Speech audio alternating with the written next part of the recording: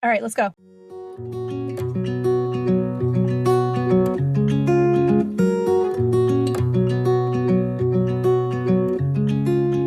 Hi, welcome to the Flawed Theology Podcast. I'm Phil.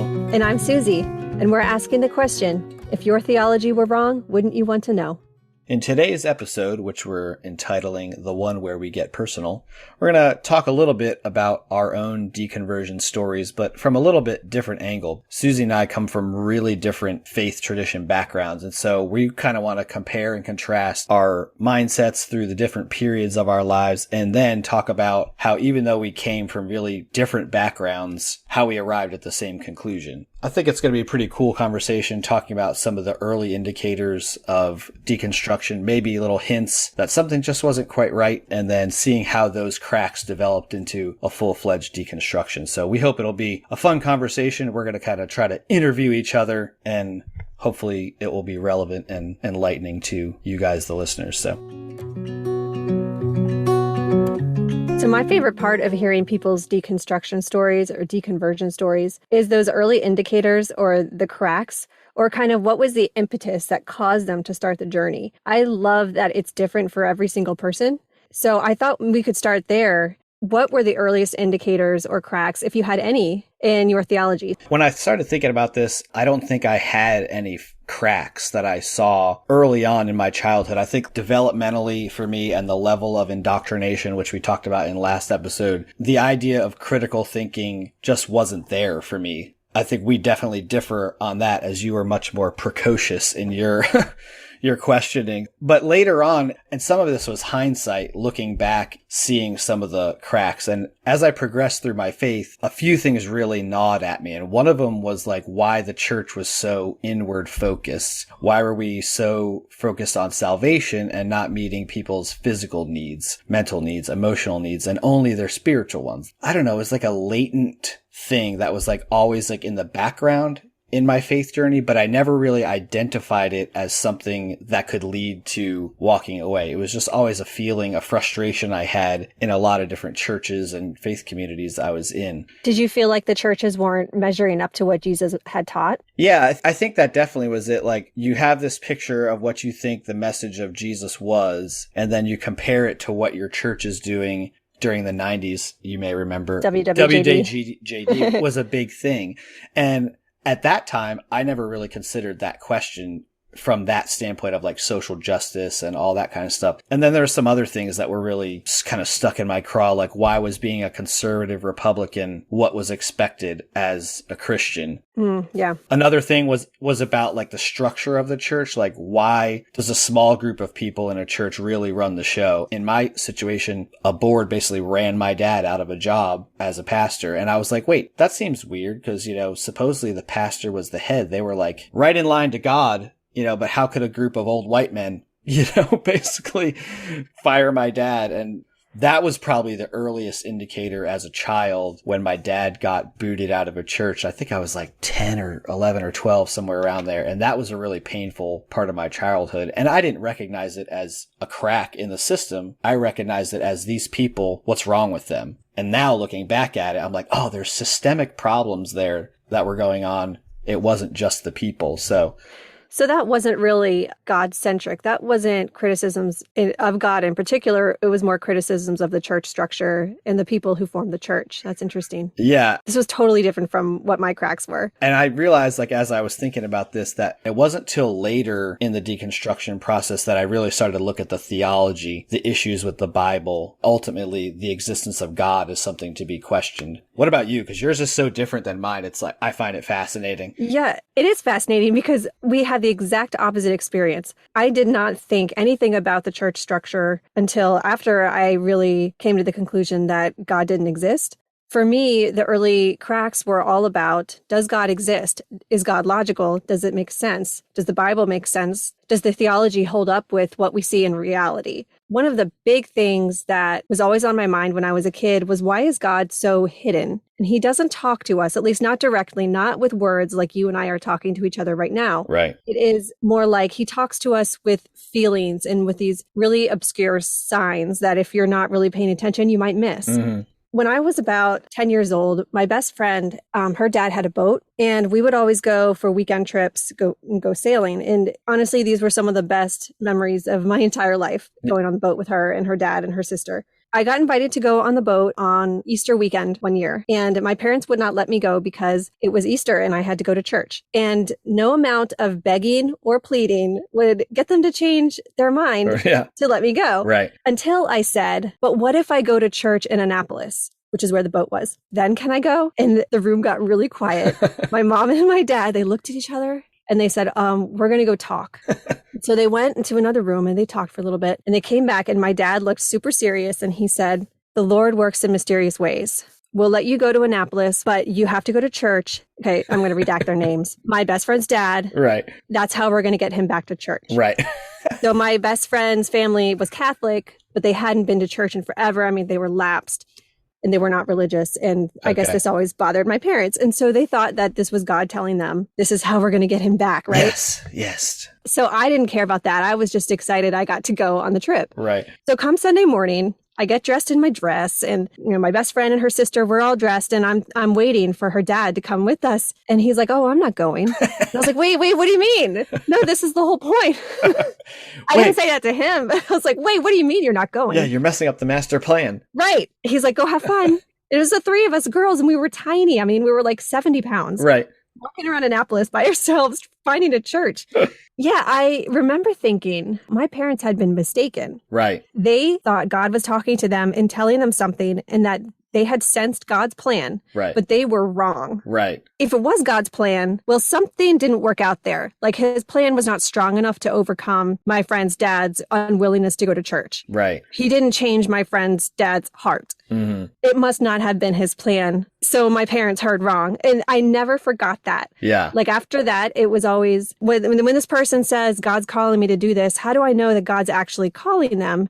Or is it just their own inner thoughts and desires that they are attributing to God? How do you differentiate the two? Right. And even at that age, could you parse out the idea that God was supposedly omniscient and knew all this stuff, but then somehow man overruled God? Like, did that enter into your thought process? Oh, yeah, definitely. To me, it's so fascinating that you could think that, like, clearly at 10 years old, that you were like, oh yeah, if this person is speaking with God and then my friend's dad basically said no to God, your thought my thought would have been, oh, that dad is a sinner, not anything that, oh, my parents were wrong about God. That's such a different view. Oh, interesting. I wonder why.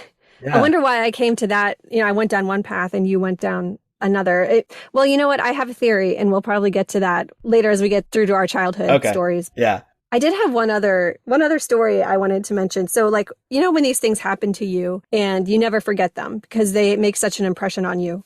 Well, this is another time when I questioned and I was shut down. And I remember this as being a turning point of like, oh, I can't ask questions. Right. So I was having this logical conundrum bouncing around in my head. And I think I was probably around the same age, like 10, 11, 12. And this is the question that was going through my head. Did God make me human, like as opposed to a cat or something, because he loves me? Or does he love me because my consciousness happens to be in a human body instead of a cat's body? Yeah, you were thinking like, oh, I could have been born a cat, and would God love me the same? Or yeah. And then I'm not his special creation. Right. If I was a cat, but am I not a cat because I'm his special creation? Like which came first? Right. It's like the chicken or the egg type thing. Yeah.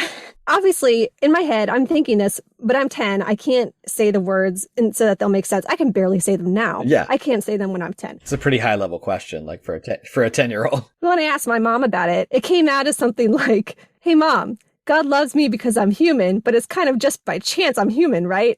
And she was like horrified. She was like, no.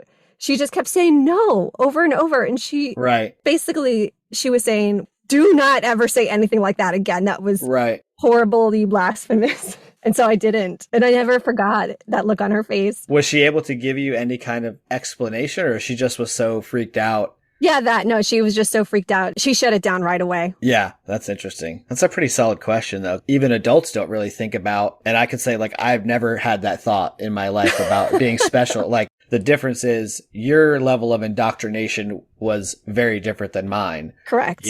And your family dynamic was probably different than mine. Yes, they didn't really want questions, but they also weren't force feeding things necessarily down your throat. Yeah. Any other early cracks or later cracks? So I recently wrote down a list of 18 cracks or objections that I had to Christianity when I was either a kid or a teenager. And these were all ones that I thought up of on my own. I never looked for any, I never looked at any atheist literature or talked to anybody who didn't believe in God. I never had any debates with anybody. These are just things I thought of. I wouldn't say any of them are earth-shattering. Right. None of them are unique, but they did come out of my child brain. And so I think that's worth something. And there were 18 objections that I could remember. And I think we should go through that in its own episode. I think that would be fun. That'd be really interesting too. And in the Bible, you see a lot of references to like children having wisdom. And even Jesus said several times, out of the mouth of babes comes certain wisdom. But if you are the quote baby asking these deep, hard questions, it's not wisdom then. That it's your sin nature. It's things you're not allowed to ask. One of the major cracks that I dwelled on a lot as especially an older child is why God would create half of humans to be subservient to the other half. And, women. Right. I just didn't understand. I didn't feel second class in any way to, for instance, my brother or my husband. I don't feel that. I don't see how I am. And I don't see how any God could create us that way. And that could be his intention. Right. I've always felt this way. And it's always been one of the main things that made me go, could this really be true? Is this really how God really wanted it all to be? Yeah, because you see that even from the beginning of the Bible story, you hear about the patriarchal setup from the very beginning because, women came out of man. And that's the justification for man being the head of the home and the head of the church. And I didn't notice that till later. Like, oh man, look at all this patriarchy here that is so negative to women. I mean, it's just downright mean. Subservient is like a nice word for it. And that's not even nice. It was really hard for me to say at my wedding that I would obey my husband. I had basically had to choke those words out. Right. Our marriage is not like that at all. If anything, he obeys me. Everyone knows in the real world, the husbands obey the wives. Yeah, totally. Only in Christianity do they think they can turn things on their head and go against the actual natural order. Come on.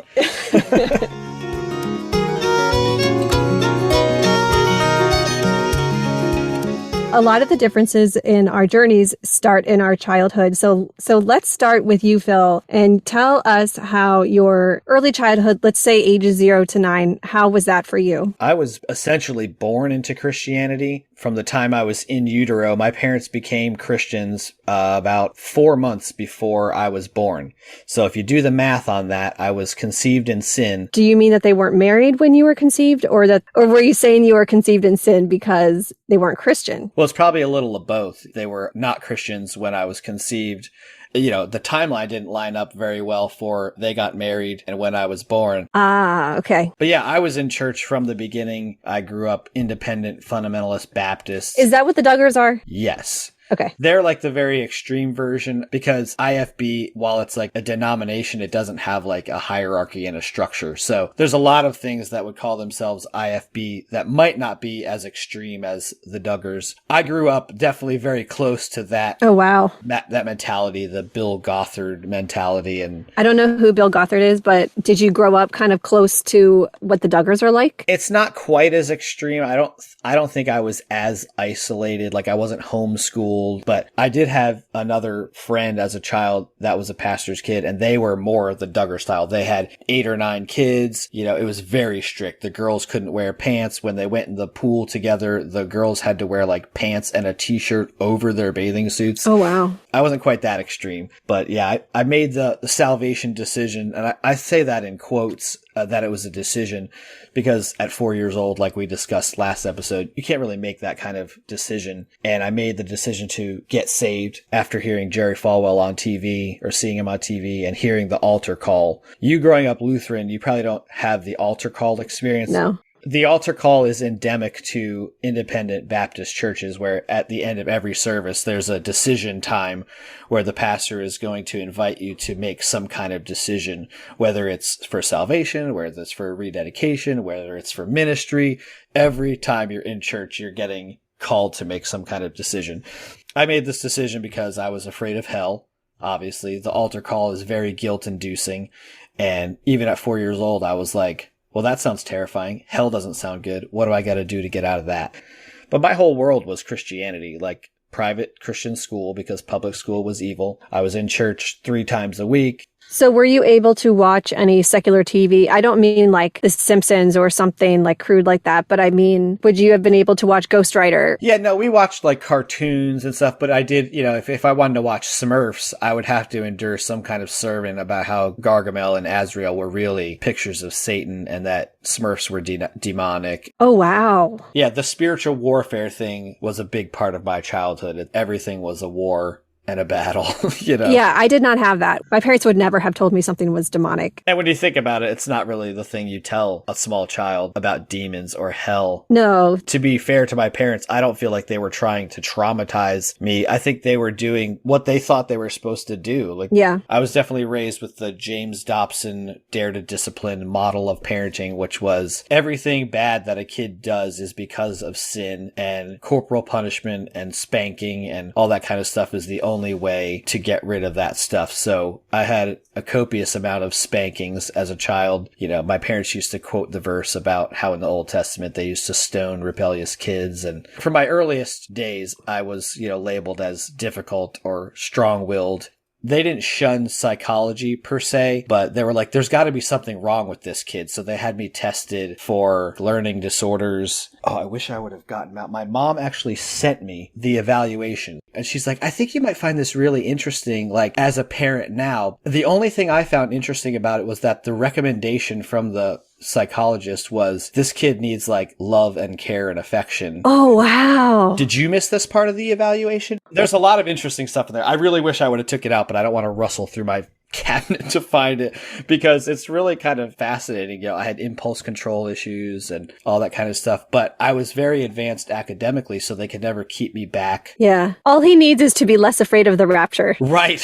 And I went to, private Christian school where you got spanked in the principal's office. Oh, wow. I was telling my kids about this today and they were like, what? What are you talking about? It's such a foreign concept to them. Like, oh, I know. Which I'm glad of. So when you were diagnosed as having a learning disorder or a hyperactivity or whatever it was that you were diagnosed with, did you feel like, why did God give me this? Or why did God make me this way? Or did your parents ever make it seem like you would have a less chance of being an obedient child of God to get into heaven because of your learning disabilities? So my learning disorder that they diagnosed me with was a visual spatial disorder, which of course has nothing to do with behavior per se. So that was the only thing they could plop on me as a label. ADHD wasn't a thing. And no, it never came to my mind that because of having a disorder, quote unquote, that affected my ability to be obedient or my relationship or understanding of God. Okay. I never would have thought, oh, well, why did God make me this way? Again, because of the indoctrination. So the reason I'm asking is because I had that thought, why did God make me this way? But about something completely different. It was about, why can't my brain just put aside all of this logic and accept this? Right. The Bible says accept it like a little child. No matter how hard I tried, I couldn't do that. And I just kind of had to accept that it was because of the way my brain was structured, like the way my neurons go. I don't know. Yeah. But why would God give me that brain? Why would God give me these neurons? Yeah. Knowing it would be so hard for me to accept him. Yeah, accept him. Yeah. On virtually no evidence. Right. Why would he do that to me? And that's something that always plagued me. Yeah, that's interesting. Yeah, I never had that thought. I kind of wish I had. My dad felt the call to become a pastor at some point in my childhood. I think it was around like age 6. And then we moved from New Jersey to Lynchburg, Virginia, so he could go to Liberty. Wait, so he went to Liberty? Yes. And you also went to Liberty? Yes, later on. A weird circle of life, how that worked out. Yeah. So yeah, he decided or felt the call of God that he wanted to become a pastor. And he was, obviously an adult, married with kids, going off to college. He had never gone to college post high school, mostly because he had gotten my mom pregnant and had to get thrust into adulthood. So didn't have time for college when you got little rebellious old Phil running around the house. So So yeah, so we ventured off to Lynchburg to do the college thing. And yeah, I feel like a lot of memories and stuff from that time that were not bad memories. Like I remember seeing a lot of things that at the time I viewed as like miraculous provisions from God, because we were like super poor, and like sometimes we'd come home from church or something like that and there would be like bags of groceries on my porch, you know, and my parents would be like, oh, this is amazing, like look what God did, blah blah blah. Of course I never questioned it because I just wanted to eat, you know, but looking back at that now, I would say, well, look at what those people did. Yeah. The only other staple of my childhood that I really remember was being really afraid of the rapture, which you mentioned earlier. Like rapture panic was a staple of my childhood. If I was ever alone in the house, I was freaking out. Like I'm running around the house looking for piles of clothes because I thought they got raptured. I know, this is so foreign to me, the whole rapture fear. Oh, I had so many nightmares, and I was always afraid that I hadn't done my salvation right, you know, because I was young and I was like, well, maybe I need to do it again. So like I talked about earlier, those guilt-induced altar calls, I was very responsive to those. But how about you? Your childhood was a lot different than mine. Oh, so different. I think the only thing that we had in common is that our parents both believed in God and we both went to church, and that's pretty much where it ended. Yeah. We were a normal family for all intents and purposes. We were nothing extreme. We were Missouri Synod Lutheran. Well, my parents still are Missouri Synod Lutheran. We went to church every week. My mom taught Sunday school and VBS. We counted money after church, which actually I have really good memories of doing with my dad. I don't know why. I just love counting the money. I guess it was because like math, right? It's math Right. and logic. Yeah. But overall, growing up at that church was a really positive experience. I really enjoyed the people there. They were all really nice. I don't ever remember any trauma. You know, there was nothing like, I hear all these horrible stories and I never went through that, thankfully. So I never had a problem with the church itself. The only problem was that I didn't really accept what the church was teaching. So anyway, my parents, they believe it all, you know, very faithfully, but they're not crazy about it. Like I said, my parents would have never told me something was demonic or that something was happening because God was angry. Even though they believed in God, they didn't make leaps like that. Right. And so I think that was probably helped me stay grounded in reality. Yeah. But I was basically allowed to watch whatever I wanted within reason. I couldn't watch The Simpsons. It was just too crude. I could read Harry Potter. Actually, Harry Potter came later, but I could have read Harry Potter if it was a thing. If it had been around. Yeah. I could learn about science. They never forced me to read the Bible. I had to for confirmation class and, you know, for Bible studies and things. And they got me a teen study Bible, which I actually did like to read. I don't remember reading like the horrible parts of the Bible at that point. Right. Yeah, we did devotionals before dinner. We prayed together before bed when I was younger, like when they would tuck me in. But when I got older and they didn't tuck me in anymore, I went to bed by myself. I didn't pray to myself. Right. I don't know if they knew that or not, but I just didn't do it because I guess I didn't feel like anybody was there listening.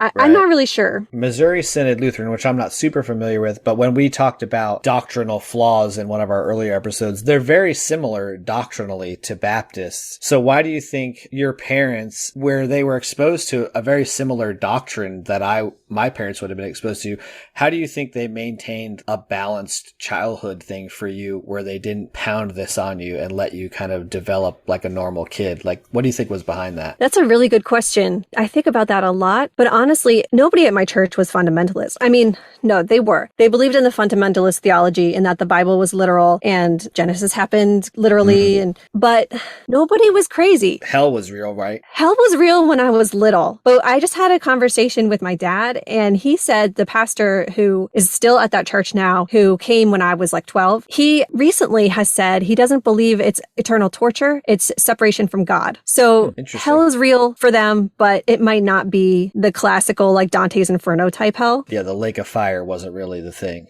Right. Okay. So I'm kind of unclear about that. But nobody at my church seemed like what you're describing. So it wasn't in the culture. And we are not from, like, I'm from the DC area. It's not an area where the whole speaking in tongues thing was very common. It's just not in the culture there. Yeah. And so I think that might have helped give me more of a normal childhood. Interesting. I had a lot of friends outside of church because I went to public school. I was the most religious person that I knew. Okay. None of my friends were, either they were religious and it was very, very very casual or they weren't religious at all. That's how secular my town was. Yeah. And so I think that also helped. I didn't have very many Christian influences outside of church. You had like a connection to your community culture because you weren't like isolated from it. Church and your family belief system was something that you did, but it wasn't something that was like pervasive through your whole life like mine. Right. It didn't consume my life. Yeah, I couldn't tell you the first thing about like my community culture as a kid because I wouldn't know anything about the actual neighborhood or the town because only community I had was church, you know. Wow, that's crazy. Yeah, my towns were probably super secular. I grew up in New Jersey, so it's not like it's the South. Yeah. It's pretty secular in New Jersey, but I would have never been exposed to the secularism because I was just kept from it. Okay, so that's the difference in that you were kept in that bubble. Yeah. You never saw that secular society, whereas I wasn't kept in a bubble, so I got to go in and out. I kind of meandered in and out of that bubble. Yeah. At will.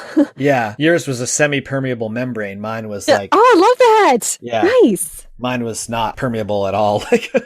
Phil, yeah. I love that. Yeah, science words. Yes. I like it. So yeah, I wonder if I had been more, like if I had been raised in your bubble, yeah, how would that have turned out for me? I'm pretty sure I would have ended up in the same place where I am now. Yeah. But I wonder, it either might have taken longer or it might have happened sooner. I might have rebelled against it. I feel like you would have been more miserable. Oh, definitely. Because your questioning and all that stuff would have not been stood for. So either your personality would have been crushed and you would have given up questioning, which I don't see happening, or you would have been twice as rebellious as me or more. Yeah. You would have been in a lot of evals, you know? Well, I always told my parents that they were the right amount of strict. I'm not talking just in a religious sense, but in terms of like giving us freedom, me and my siblings, that if they had any tighter grasp on us, I think we would have rebelled. At least I would have. I'm speaking for myself, not my siblings. And if they had a looser grasp on us, I think I would have taken advantage of that and gone and run wild anyway. So right. They gave us freedom, but they made it very clear that they trusted us. But if we messed up, that would all change. So like the trust was very important. Yeah. I think that was probably kind of that middle ground. It's like that sweet spot. Mm-hmm. They also hit that for the religion. This is how it is. We're not going to be crazy about it, but we're also not going to be so relaxed that it's not a priority. Like it's that sweet spot. Well, and I think you mentioned earlier that your parents are both well educated and neither of my parents went to college until my dad went to become a pastor college, which and my mom never went to college, you know, so I wonder how that factors in to like your view of parenting and. Oh, interesting. That's a good question. My parents came from like what they call a heinous, unsaved lifestyle with sex, drugs, and rock and roll. When they came to Christianity, it was like this complete 180 in their lifestyle. And I wonder if that's why it was such a lockdown because they knew how bad it was on the other side. Yeah. If our families would have been swapped, how our journeys would have been different. Oh, I wish we knew. We'll never know.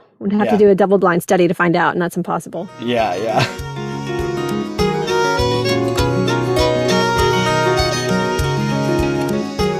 So how about your like preteen years? Oh, okay. Did your things progress to like the next level? Because as you developed mentally, there's going to be some significant changes in how you view things. Yeah, yes and no. By this time I had learned not to question because of various things that happened with my mom, and also in confirmation class, I got shut down. But that didn't stop the internal questioning. So yeah, the internal questioning grew. The external questioning did not. Okay. Confirmation class, which is age 12 or 13, it's like a 2-year class, and we have to memorize the Luther's Small Catechism. Have you heard of that? I've heard of it, but okay. I'm not super familiar with it. For listeners, if you don't know, Martin Luther is the guy who nailed the 95 Theses to the church door and started the Protestant Reformation. And he's basically idolized in my church. Not literally, because they don't believe in idols, you know, they want to follow the commandments, right. But they love this dude. And we had to memorize the Small Catechism, which is a book that was written by Martin Luther in 1529 for the training of children. So it's for the purpose of indoctrination. Okay. And we had to memorize these passages. And at the end of every passage, we had to state, this is most certainly true. And I hated that phrase. I hated it because I didn't know if it was true. Martin Luther didn't know if it was true. That was just a very anxious time for me. And I've talked about that before on previous episodes, so I won't really go into it too much. Yeah. There was one class where my pastor was talking about how the bread and wine turn into Jesus's body and blood. I didn't understand this at all. And I kept asking questions. And I asked, it still looks like wine. How is it blood? And he said, well, it's still wine, but it's also blood. It's both at the same time. The blood is in with and under the wine. And I was like, I don't get it. And I just I just didn't understand how it could be both at the same time. And if it still looks like wine, how can you say it's anything other than wine? Right. And he basically said, if you don't believe this, you can't get confirmed. Right. So they believe that it literally turns into the body and blood like the Catholics do with transubstantiation? No, they reject transubstantiation completely. They say what they believe is different than Catholics. Because they have to be different than Catholics. Right, because Catholics are the worst of the mainstream religions, for sure. So transubstantiation is when it turns into the other thing, right? Right. Completely. Right. It's a transformation. But for Lutherans, it's both at the same time. Oh. So it's kind of like a Holy Trinity type situation where like it's 3 in 1. It's 2 in 1. 2 in 1. Okay. That's right. Doesn't make any sense, does it? No. Pretty hard for something to be 2 things at the same time. Especially when it still looks like just the one thing. Right. And tastes like the one thing. Yeah. And smells like it. But no, he said his magic words over it. And supposedly it changed into 2 things instead of 1. When my pastor said that I couldn't get confirmed if I didn't believe it, everything started to spiral. Like I remember this so well. The room almost felt like it was spitting. And nobody had in my family. I didn't even know anybody in my church or anybody who had ever said, no, I'm not getting confirmed because I don't believe this. Right. That just seemed so crazy to me. And just for asking some questions, that to me says questioning's discouraged. Don't do that. Right. When I started thinking about what would happen if I didn't get confirmed and how my parents would react, one time I saw my mom chewed out my brother because during church, he wasn't reciting the creed. He was just standing there. And my mom chewed him out after saying, why would you not say the creed? The only reason why you would not say it is because you don't believe it. The way she said it was like the worst thing he possibly could do is to say he didn't believe it. Right. And so did I really want to go down that road? No. And I'm not trying to throw my mom under the bus. She really is a great mom. She's very loving. She's so fun to be around. I love talking to her. But she has these very passionate beliefs and she really, really, really wants to impose those beliefs on those close to her. Right. Yeah, and so you basically went through with the confirmation not because of your belief, but just because you're like, I can't handle disappointing the parents and what kind of upheaval that would cause within the family. Yes, upheaval is a good word. Yeah, especially since my uncle is also a Missouri Synod Lutheran pastor. Okay. And he has 4 perfect Christian girls. Mm-mm. So it's just a lot to live up to and it's a lot of pressure. Yeah. So we've talked about your childhood, but did things change as you started to move into your preteen and teen years? Yeah, I would say that my preteen and teen years was just like a further extension. As I was getting older, it was like, okay, well now you have the mental capacity to understand this stuff supposedly, so you better do something with it, So I was very active in the church, like singing in the church, doing youth groups, going to camp, and like I mentioned earlier, because I had such fear about things, I was constantly rededicating my life to Jesus and praying the sinner's prayer. I mean, any altar call I sat through tugged at me every time. There's a lot of guilt-based action. So why do you think you had guilt? So I had guilt because I knew that I didn't really believe it. But what was the source of your guilt? Because in your heart, you did believe it. Yeah, I think mine was more from the sense of like, what if you didn't do it right? What does that mean? There was always this like talk about holiness, and that definitely popped up when we took communion. With part of the communion ritual in the Baptist tradition, when you read from 1 Corinthians, there's a part in that scripture where it says, examine yourselves to make sure that you don't partake of this communion unworthily. And because of this unworthiness, many have fallen asleep, which meant they died. And so like there was an actual point in the service that I remember where it'd be like, okay, is there anyone in this room that you need to ask forgiveness for before you take this communion? I was always like looking around, like, is there somebody that I sinned against in this room? And I know like I sinned against my parents, do I need to go and get forgiveness? And what the hell am I supposed to do if somebody that I sinned against is not in the room? Oh my gosh. Am I not supposed to take the communion? Because then if you're the kid that lets the plate go by and doesn't take the bread, well then what the hell's wrong with you? Like, why didn't you take communion? Yeah. So you were screwed either way. Like either if you took the communion unworthily, you might die. If you skipped the communion, then it's like, oh, well, you must be in sin. Did you think that meant literally die? Like you would shrivel up and die right then as soon as you ate it? Oh, 100%. I don't know if I thought it would be immediate, but yes, I think I probably did, because fundamentalist theology is so literal. Everything is literal. So it was like, when they said people died, they died. Like it was poison? Did you ever think it was weird that you never saw anybody die after taking communion? No, of course not. I would have never thought that far.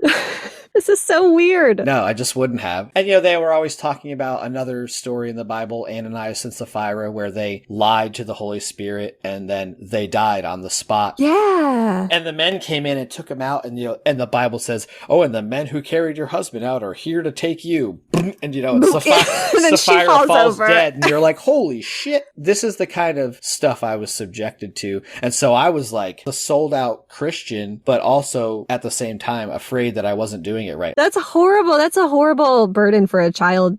I guess you are a preteen now, but still, for you to carry that around on your shoulders that you could keel over and die because you're eating the bread wrong or unworthily. Wow. Well, and then tack on top of that, my dad was a pastor, later in my childhood. So I was seeing a lot of the behind the curtain stuff of like all the work that went into running a church. And then the churches that my dad pastored were always like small and they never grew and they never did anything. And I never thought it was because there was anything wrong with what we were doing. I just was like, oh, the world is lost and broken, and it's too bad that these people are so blind and lost that they don't see what we're doing. It never occurred to me that like no one wants to hear this stuff because it's friggin' crazy. Like it doesn't make a lot of logical sense, but again, in the bubble. And I think this is another difference between your story and my story is that in my church, the most I ever saw behind the curtain was how the money got counted. Right. I think I mentioned earlier about my dad getting fired from this church. So this was like probably the first time that I really got cynical and hurt because of something Christian. And I was mad. I remember we lived in the parsonage, which is a church owned house, which was right next door to the church. And I remember when we moved out of that house, I wrote on the mirror of the bedroom, touch not the Lord's anointed, which is from the book of Isaiah somewhere, and that's how mad I was at these people at the church because they had, run my dad out. I think that's pretty advanced for a 12-year-old to be able to pull that verse out of their head and use it like that. By the time I was 12, I had read through the Bible more times than most elders. Like I knew the Bible better than a lot of people. So that's another difference between the two of us. But again, it was like that cynicism was never about the faith or the system. It was about the people. I never questioned God. I never thought it was because he wasn't there, or he wasn't protecting us, or he didn't care. But looking back, do you think that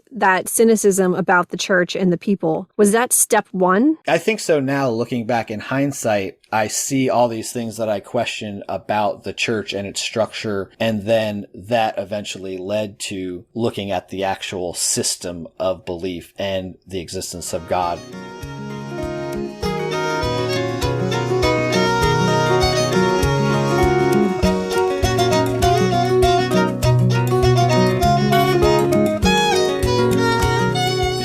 After high school, what was your college years like? Yeah. So I went to the University of Maryland and studied science, but I did try to get serious about religion in college. I really gave it all I had. I think part of the motivation of doing that was that I was nervous to go to such a big school and I didn't want to get caught up in the wrong crowd. I wanted to do well. I wanted to study and get A's, and I'm an overachiever academically. So I didn't want to fall into the wrong kind of crowd, and I knew that the Christians would be safe. Right. They would keep me out of trouble. So I did. I joined that, the large Christian group was InterVarsity. Yeah. I wanted to be a believer. I thought that would solve all my problems. I thought that would make the guilt go away, the shame. I thought it would help me fit into my family better, honestly. So joining InterVarsity was the first time I ever heard worship music instead of organ music, like hymns from the 1600s. Right. So that was a really new experience. And when people say that churches use that kind of music to manipulate people emotionally, oh, wow, is that true? Yeah. The first and only time I ever cried during church service was during those songs. It was really emotionally charged, but that's the only time that ever happened. And looking back, I know it was the music. Right. But anyway, so I joined Bible studies. I read the apologetics books because I really did want to convince myself that God could be compatible with science. I had deep conversations with people, and it was kind of like a fake it until you make it type situation. The problem was that I never really made it. Did you find the apologetics stuff was instrumental in not believing? Like it actually reinforced your unbelief? Or did you find any of it convincing? It did not help me get any closer to belief, but it may have helped me stay on that plateau and not make me slide down towards atheism. Right. I was going to say, I went through an apologetics phase too, probably more as an adult, because I always thought that I was actually critically thinking about my faith. I was always into the deep exegetical looks at the Bible, the original language, yada, yada, all that stuff. Of course, I took all that stuff as true.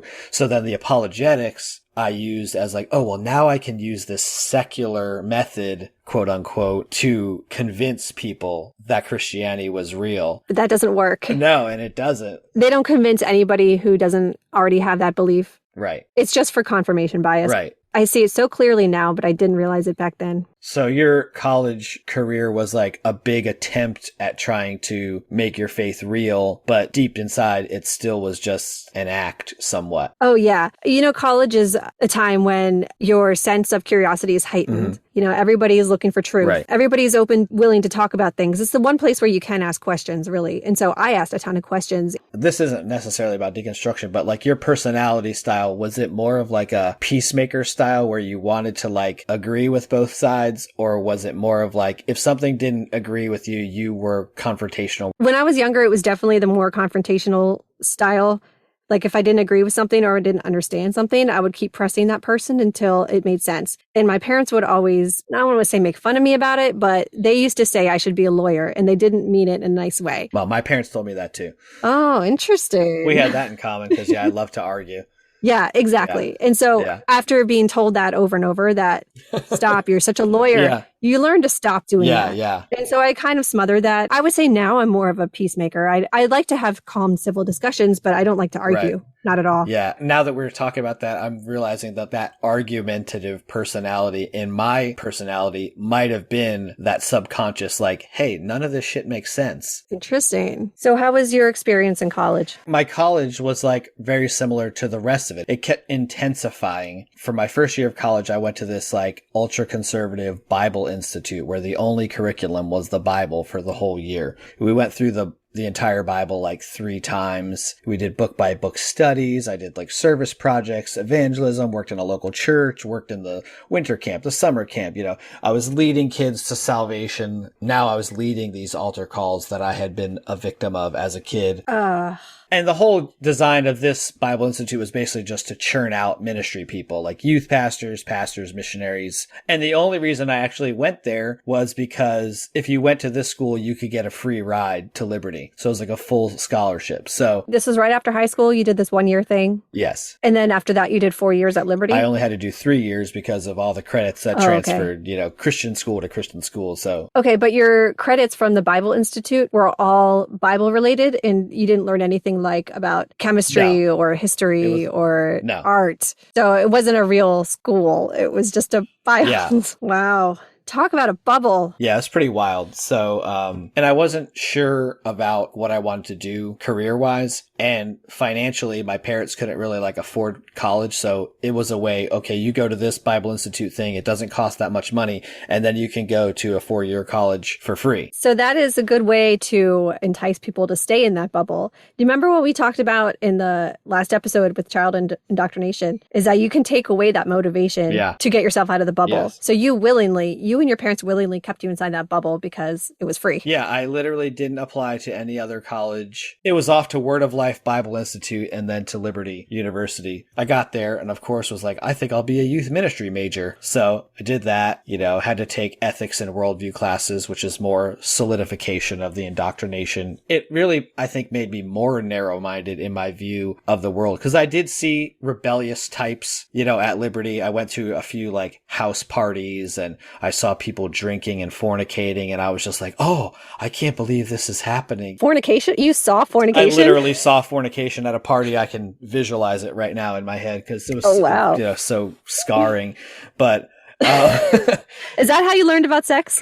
No. You finally learned what sex was at Liberty University? Well, yeah, pretty much that. And like, you know, I forgot to mention, you know, early, like I had intense shame about sexuality and anything around that because again, when you're brought up in that fundamentalist thing, like sex is evil, sex is only for marriage, it's only for procreation. If you have lustful thoughts, you know, you will burn in hell. And see, this is an example of how I had that, but not to that extreme because it's definitely like purity culture. I had that, but nobody ever told me that lustful thoughts. I mean, I guess I knew that, but nobody ever really said that to me. You'll burn in hell if you have lustful thoughts. That wasn't a thing that people said at my church. Yeah, we had endured sermons about lust and, you know, all that kind of stuff. And So eventually through college, I went through multiple majors because youth ministry, it wasn't resonating with me.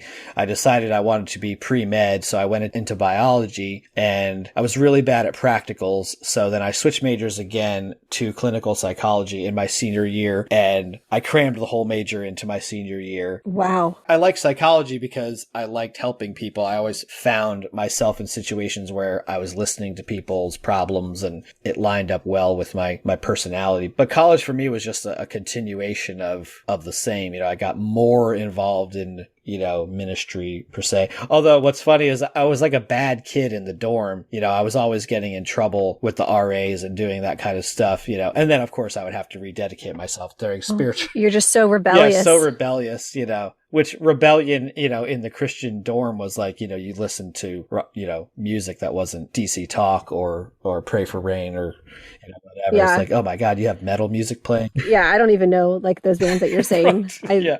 That's how far out of that bubble I am. Yeah. Okay. So at this point, did you have any cracks? No, I don't remember a single part of college where I was like, well, this is all horseshit. It was like more just solidification. Okay. So you're still in the solidification phase, whereas I was in the liquefaction phase. Yeah, you were like in full meltdown. I was like, rock solid, I love these science metaphors that we have going. They're fun. I was actually trying to think of a really hard type of rock, but I couldn't think of one.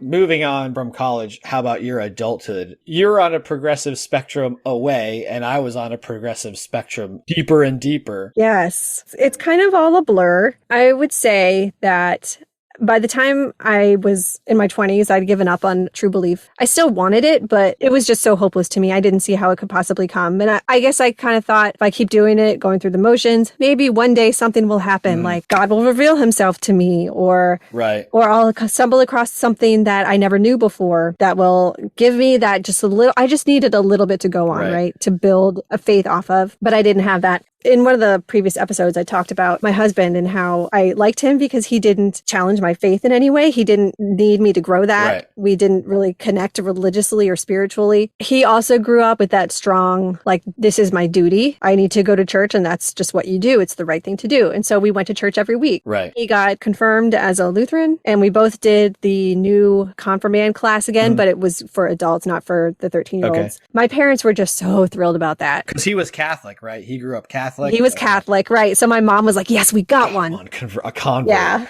Yes. And then my brother married a Catholic, so the net gain is 0. Oh, that's so funny. So you got married, had kids. Were you like, oh, we need to raise our kids in the nurture and admonition of the Lord? Or were you just like, we're just going to do this because it's the thing to do? It's a thing to do. The thought of having kids, I guess I didn't really want to because I thought, I'm not ready to do that. How am I supposed to teach them about God and everything if I don't have it figured out? I felt like I had to have it all figured out before I could bring another human into the world. Right. And I brought another human into the world without having it figured out. And not just one, but 2. How irresponsible of you. I felt so irresponsible and I felt guilty about it all the time. It filled me with so much worry because I didn't know how I was going to raise them to have a belief that I didn't have. So, my parents, they raised me to have that belief that they had, but I didn't have that belief. So how was I going to do it? Right. So yeah, we did take them to Sunday school eventually, and that was very uncomfortable for me because it felt like indoctrination, which it was. Right. Yeah. As an adult, did your relationship with your parents stay the same? Yeah, they had no idea that they thought I was a gung-ho Christian and they didn't know anything different. I sometimes thought that they knew. Like there's a big difference between me and my sister. My sister is 100% head over heels in love with God. Right. And I never exuded any of that. Oh, interesting. Like she just oozed it and I didn't. Yeah, yeah. But I think maybe they put that down to our different personalities. Mm-hmm. And I think that they thought I did believe. Right. So I really fooled them, didn't I? Yeah, you did. With that mindset of I raised my kids the right way, so they're going to do what they know is right, and I don't have to push it on them. Yeah, that's what she thought. Yeah, that's what they thought. My family has 0 drama. And when I say 0, I mean negative drama. There's no cursing. Nobody ever curses. Nobody ever yells. Nobody's ever gotten divorced. There's no illegitimate children. Nobody's ever dropped out of school or failed school. Right. Nobody's gotten arrested. There's no black sheep. I mean, Literally, we are the most even-keeled family. And I love that about my family. Yeah. I've always loved that about my family. And so I did not want to be the one to go down that path. I wanted to maintain that status quo. Yeah, didn't want to upset the apple cart. Yeah. Also, there was a fear of hell in the back of my mind. Oh, shit, I got to get this figured out before I die. Right.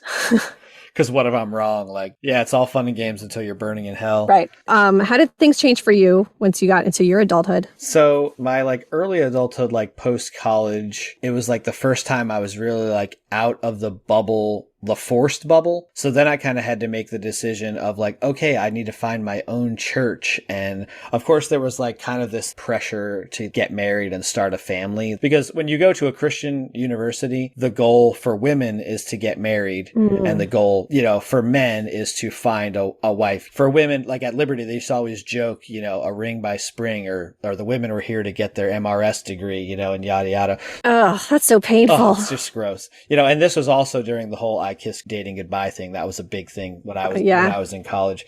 So I didn't date through college because I couldn't pick up any chicks because I was a total doofus, apparently. Anyway, so I get out of college and I'm like, okay, well, I gotta find a church and, you know, maybe I'll meet some person and get married. And so I landed at this church that was kind of taken over by a buddy of mine who I knew from college. Him and his wife were taking over this dying Wesleyan church, and they needed people for the worship team. So I played drums. And this was actually where I met my first wife, and we were on the worship team together. Most of my adulthood was worship leading with her.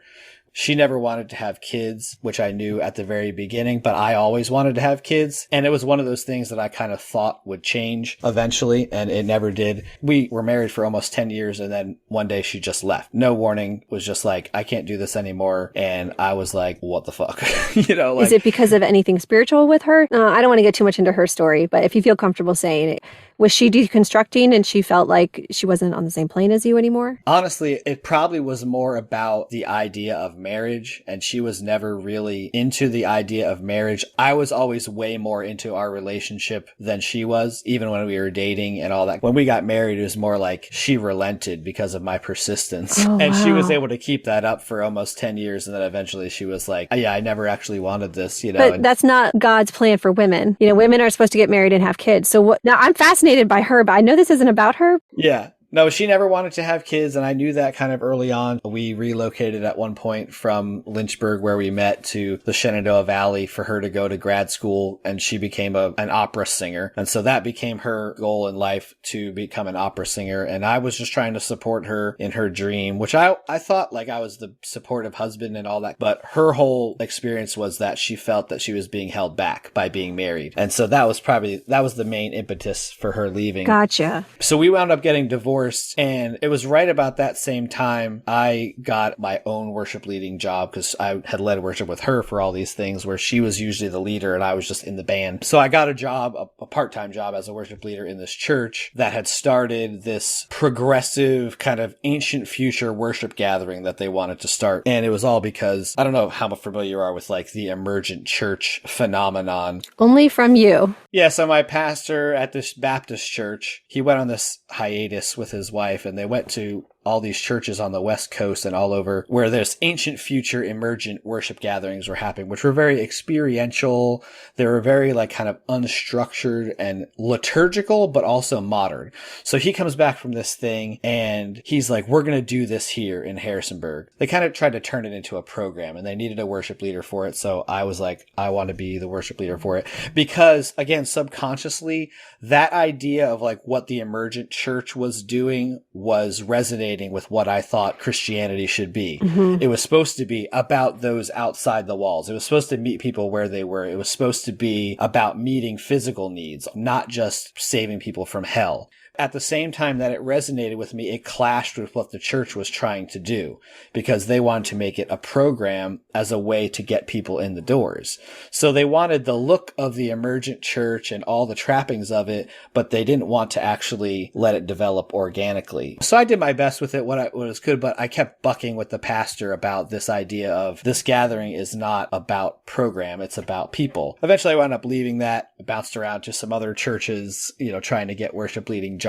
And so that problem you had with the emergent church, that was still a church infrastructure issue, yes. Not a God issue. Yes. Yes, because it was really, I thought you guys have the view of God wrong. So you still weren't saying this God character isn't real. No. Okay, interesting. Yeah, so then... We're still not there yet. Yeah, I was still married at this point. She didn't want to worship lead, so she was doing her opera thing. And then a little bit after that was when we wound up getting divorced. And at the same time, I found this progressive Methodist community who kind of like walked with me through this divorce process. And this progressive church was like exactly what I thought church should be. It was about social justice. It met in a bar, and I was like, oh my God, this is it. What did your parents think about this new church that you were going to in a bar? Oh, well, they thought it was ridiculous. For one, it had a woman pastor, so it had to have been unbiblical. A couple of times they came down and they were there on the weekends and they came to the church.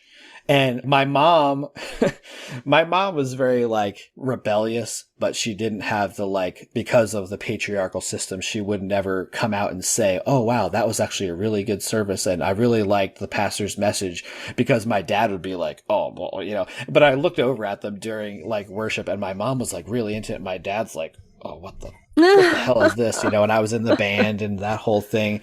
But so at this church, I really got like the first taste of doing things for the community that wasn't about evangelism. I did fundraisers. I did like put on events and stuff that we never mentioned God at. So I was like, this is what Christianity is supposed to be. The message of the church was God is love. Everyone means everyone. And it was less there, but I was having this problem of I want to do more, but I'm being held back by like what this church is doing. And I was bucking up against the system, even though the system was somewhat in line. And then having gone through the divorce and the church walked me through this, then meeting the person who I'm now married to, who had 2 kids. We wound up trying to go to that church together. She grew up Presbyterian, but was kind of like your childhood. Church was a thing to do, but it wasn't like a passion. Her concern was, oh, okay, we're going to go to the church, but what's there for the kids? And since it was like a college type church, there wasn't any like kids program. So we kind of like just gradually stopped going there, not for any theological reason, but it was more because this church was like my church and it never became our church. Yeah. I kind of ran the gamut of like a lot of different denominations, Wesleyan, Baptist, Calvary Chapel, United Methodist. And I think a lot of that hopping was actually an indication of that unconscious search. Yes. In the faith system. But I didn't realize that it was the system that was causing the conflict.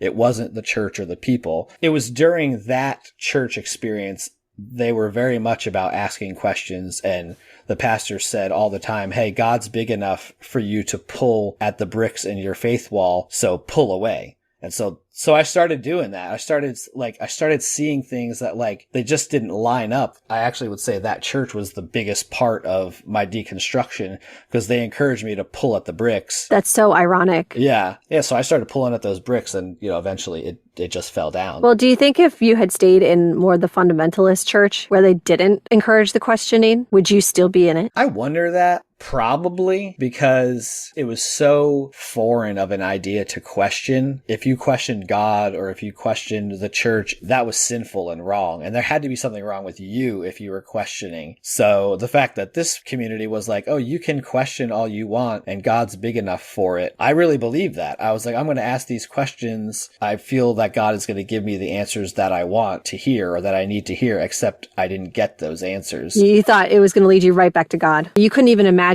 that it could have gone the other way. Yeah, no. And it wasn't even that I was falling away from God or anything. It was just like I was actually seeking to deepen the relationship by asking the questions. Do you remember what the questions were? I think a lot of them were around social justice ideas. Racism was like a thing. The role of women. LGBTQ. In this church, they were accepting of the LGBTQ community. And to me, that was so foreign, because homosexuality was a sin in my entire life to that point. Yeah. And I met so many people who were gay that were amazing people. And I was like, well, how could that be? What you have been taught wasn't lining up with reality. Right. Okay, interesting. Yeah. It wasn't even a lot of theological things. It was more of just like an uneasiness of like, I can do all of this stuff that's good for the world without having to give God the credit for it.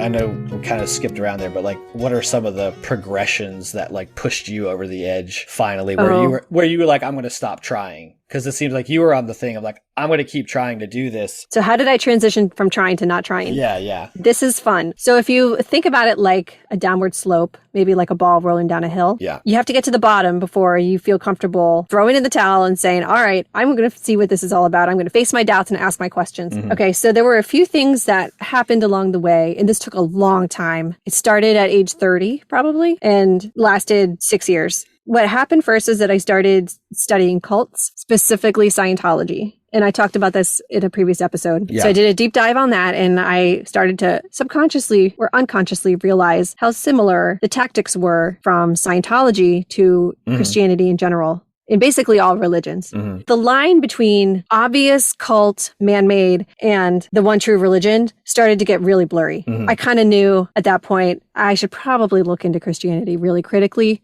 I still wasn't brave enough to do it at that point. But reading about Scientology got me a lot closer. Okay, so then one Christmas, my mom gave me a book called Seeking Allah, Finding Jesus. Obviously, she gave it to me to try to strengthen my faith. It did the exact opposite. I think I read that book too. Did you really? Yeah. I actually think I have it around here somewhere. I think I did read that. So it was a really good book. I enjoyed it. I read it all in about a day and a half. Then I texted my mom. I was like, I love the book. Thank you. Didn't tell her that it got me even closer down that hill. So the reason that it did is because it's about a Muslim he grew up Muslim, was very devout, and then over the course of years and years, deconstructed Islam and became Christian. Part of the book was him dissecting Islam and basically explaining all the reasons why he came to believe it wasn't true. And I had never seen this process before, where you go into the scriptures themselves, you take them apart, and you see why it doesn't work. And I loved that concept. It was fascinating to me. I'd never seen that before. Yeah, and he did it with the Quran instead of with the Bible. Yes. Yeah. Like I remember specifically, there was this one passage in the Quran where I guess Muhammad describes like how a fetus is formed, right, in the womb. And apparently it's in the wrong order. So he's like, if you compare it to biology, it doesn't line up. So that was one of his indicators that this was not a wholly inspired text. And I was like, oh, wow, that's so cool. That like got me further down the hill of like, we could do that with Christianity too, right? If he could do that. So the problem with the book is that he did it with Islam, but he didn't do it with the Bible. Because he was going under the presupposition that God was real. And so he was like, which religion is real instead of, are any of them real? Another event that happened that took me even closer down that hill was a horrible sermon at my church where the pastor disparaged working mothers for putting their kids in daycare. And at the same time said that one of the problems that we have in the world is that people are going to psychiatrists and mental health professionals instead of reading the Bible more and praying more. You know, this might have been virtual church, but I remember looking at my husband and being like, the fuck, did you just hear that? And I don't even think he was paying attention. He's like, what'd he say? He nodded off. After that, I was way more mentally checked out at that point, but I hadn't totally given up. This was not an event, but like you said, the general distaste for white Christian nationalism and Trumpism, that started to wear me down. The main event that got me going was a sermon series at my church called Tough Questions. The questions they were going to answer was, how do we know the Bible is real? How do we know Jesus is God? And types of questions like that. I think they even had one about evolution and creationism. I was so excited for this because I thought, these are my questions. Yeah, like, yes, finally, I'm going to get the answers. So yes, like finally, someone's going to tell me the answers to these questions that I've been asking my whole life. I'm going to get the answers. And it was basically just word salad, circular reasoning of like, we know the Bible is true because it says it's true. And we know Jesus is God because he said he was. And I was like, are you kidding me? This is all we got? And I thought, if this is the best that you can do as my church and my pastor, I have to go out on my own here. I have to find these answers on my own. I got to see, because if this is the best you got, there's a good chance it's not real. So I'm going to do that. Not too long after that, this was really good timing. I saw a post on the front page of Reddit, and it was in the sub ex-Christian. And it was asking people what their final straw was and why they left Christianity. And if I hadn't just gone through that sermon series on Tough Questions, I think I would have scrolled right past it and I would have buried it and said, no, don't go there. But I was primed for it and I was ready for it. And so I clicked it. And that was the beginning of the end. Because everything I read and everything that people said, I could have said it.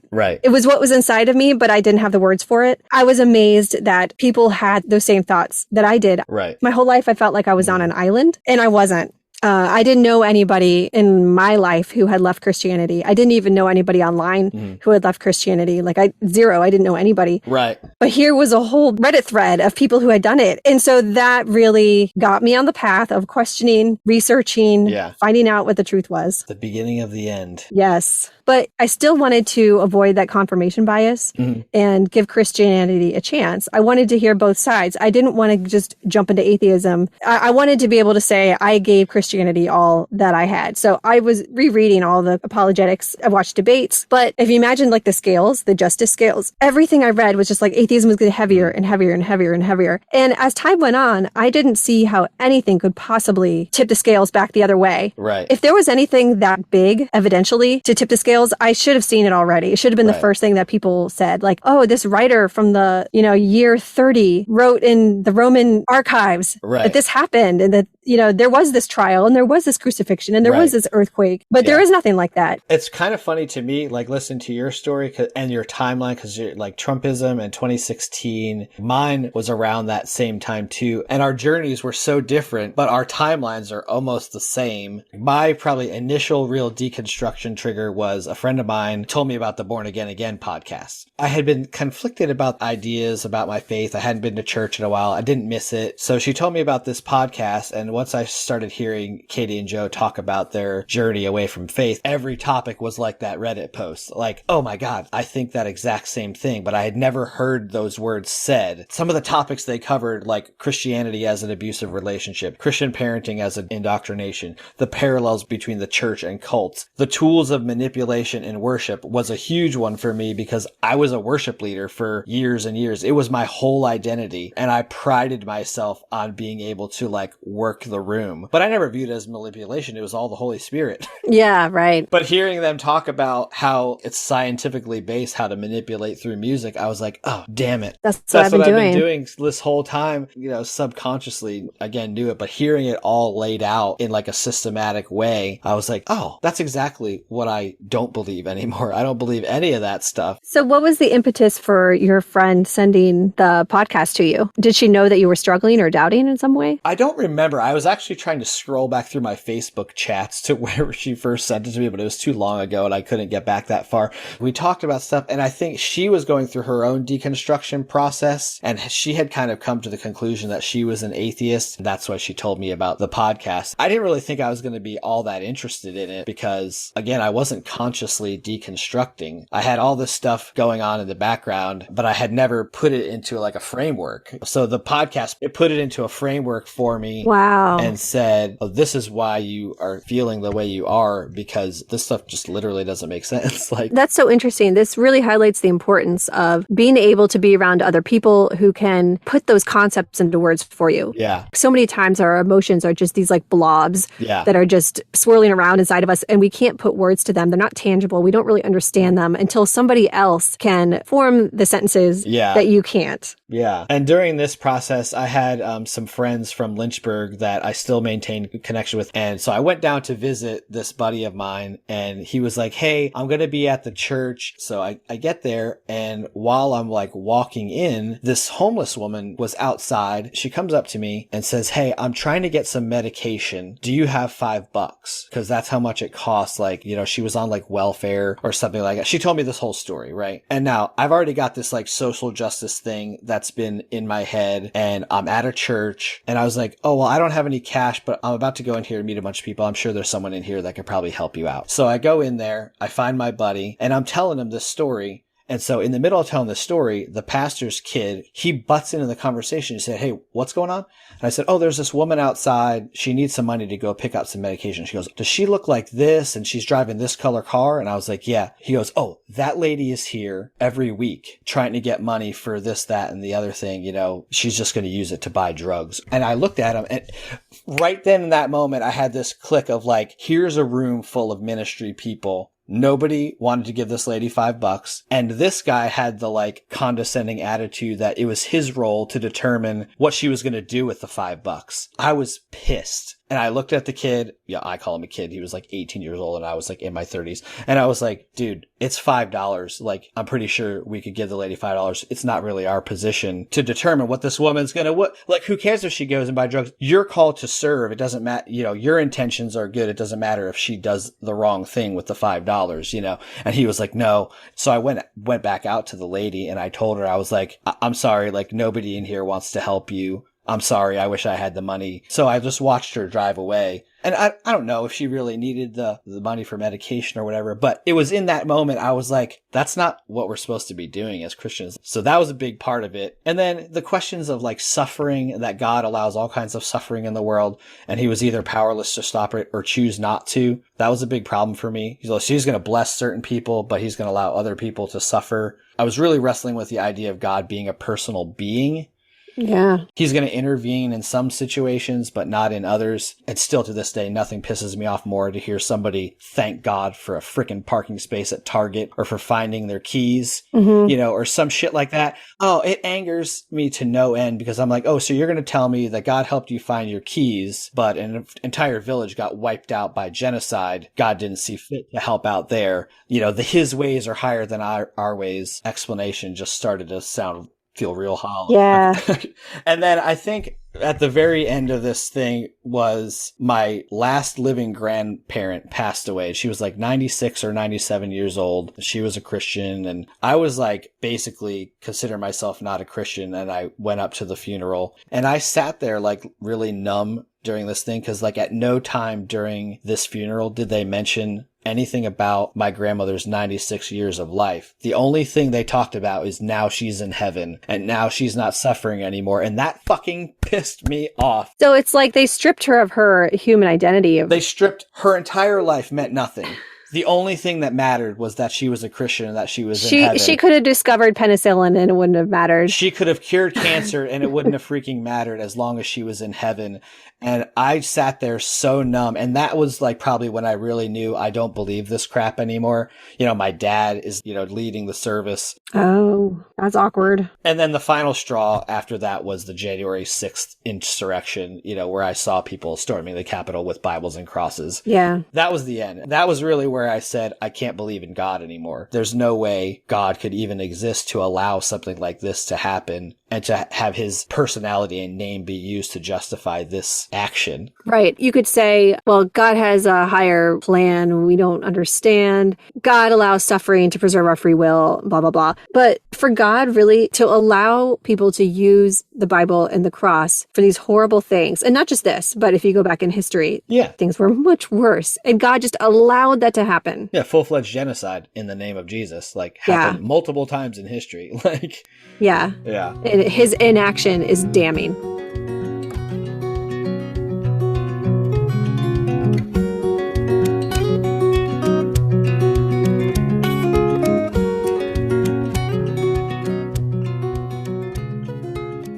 I hope that people find our stories interesting because they're so different, but yet we both ended up in the same place, which I find ironic, because one of the tenets of Christianity is that, there's only one way. Yeah, but there's 4,000 denominations or whatever. Yeah, 40,000 denominations. Yeah, 40. There's no one way, and there's no one way to deconstruction either. There's no way to crystallize why people walk away from their faith, but you can't discount why people are walking away and that they are walking away. No, and I think people are trying to discount it, and we could talk about that maybe in a future episode. Yeah. The ending point for both of us, atheism is a very simple position. It is not a belief. It is a lack of belief or saying that you're not convinced about a claim. Right. That's the simplest you can get. Yeah. There are no 40,000 denominations of atheism. Right. So we rolled down 2 different hills and we hit different bumps along the way, and we started at different places, but we both got to the bottom and here we are. And it's funny because the bottom feels like the top. Oh, yeah. You don't have all this weight and baggage and anxiety and stress and fear, all that stuff that supposedly is not anything that you would experience as a Christian. We both experienced all those things. And now on the other side of Christianity, we have the freedom that supposedly we should have had as Christians, I feel so free now. I'm finally living my authentic life and not pretending to be somebody else for somebody else, or fitting into somebody else's box of dogma and expectation. Yeah. I honestly feel like I've kind of met myself for the first time. Yeah, that's a good way to describe it.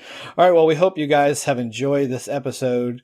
Thanks for listening to this episode of the Flawed Theology Podcast. I'm Phil. And I'm Susie. Tune in next time where we will continue to tackle the question, if your theology were wrong, wouldn't you want to know? Our theme music is The Beauty of Authenticity by One Man Book. And follow us at flawedtheologypodcast.com and subscribe wherever you listen to your favorite podcasts. Please rate and review us. We need reviews. Yes. Review us on Google, Spotify, Apple Podcasts. Wherever you find us, we would greatly appreciate it. And we will talk to you next time. See you next time.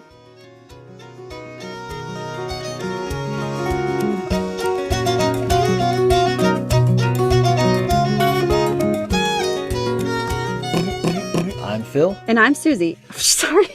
You're supposed to keep going. Weren't you supposed to keep going? No, because you have to say you're Susie. No, but I can say that. Oh. I understand now. This is going to go in the outtakes for sure.